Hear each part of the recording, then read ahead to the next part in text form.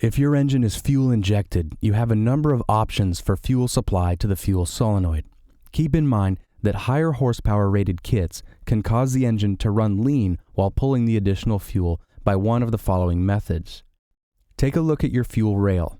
If it's equipped with a fuel pressure test port, also referred to as a Schrader valve, remove the cap, and if the threads of the supplied fuel feed line match the threads of the Schrader valve, you'll only have to remove the center of the valve with a valve core tool.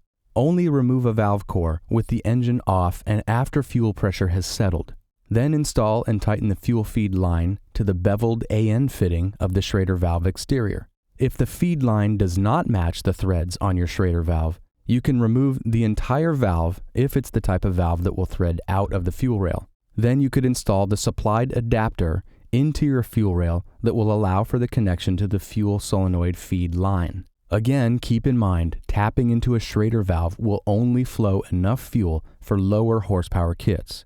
If there's no test port Schrader valve on your fuel rail, you could alternately remove the fuel rail from the engine and then also remove the injectors and fuel regulator. Then drill a 1/4-inch hole into the rail that enters into the fuel reservoir. Your kit supplies a 1/16 inch tap that can thread the hole to accept the 1/16 inch to 4 AN fitting included in your kit.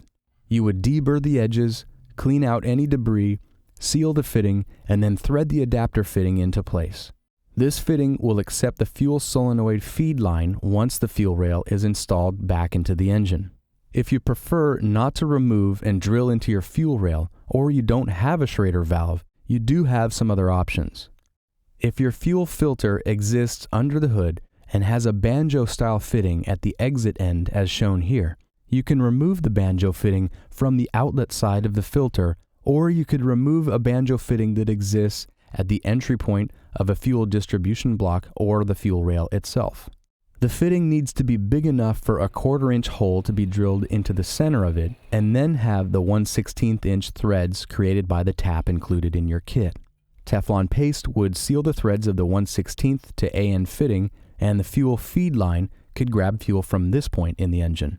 If your engine has a rubber hose fuel line between the filter and the fuel rail, you also have the option to tap into the fuel line itself.